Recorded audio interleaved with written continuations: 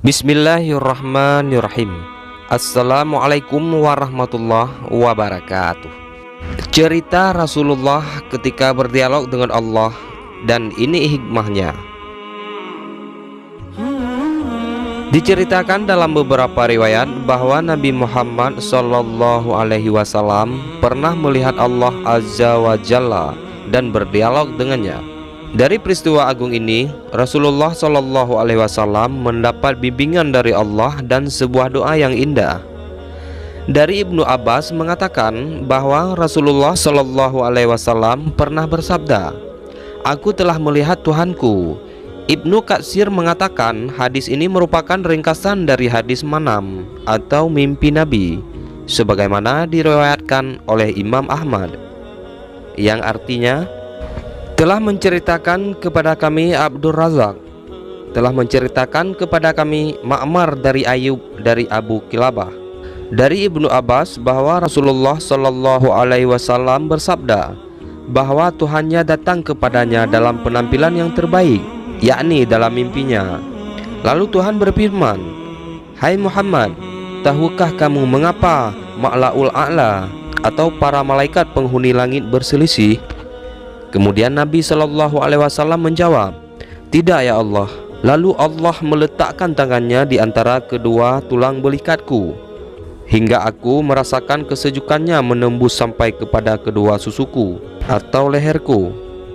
Maka sejak itu aku mengetahui semua yang ada di langit dan semua yang ada di bumi. Kemudian Allah berfirman, "Hai Muhammad, tahukah kamu apakah yang diperselisihkan oleh Al-Mala'ul A'la?" Nabi Muhammad menjawab, "Ya, mereka berselisih tentang kifarat-kifarat dan derajat-derajat." Allah berfirman, "Hai Muhammad, apakah kifarat itu?" Yang Nabi Muhammad menjawab, "Diam di masjid seusai menunaikan tiap-tiap salat fardu, berjalan melangkahkan kaki menuju ke tempat-tempat salat berjamaah, dan menyempurnakan wudhu di saat-saat yang tidak disukai. Barang siapa yang mengerjakan hal tersebut, niscaya hidup dengan baik dan mati dengan baik. Sedangkan mengenai dosa-dosanya diampuni hingga seperti pada hari ia dilahirkan oleh ibunya."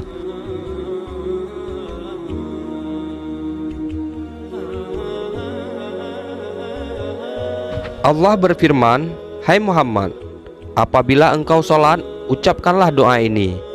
Ya Allah, sesungguhnya aku memohon kepada Engkau kekuatan untuk mengerjakan amal-amal kebaikan dan menghindari kemungkaran-kemungkaran dan menyukai orang-orang miskin.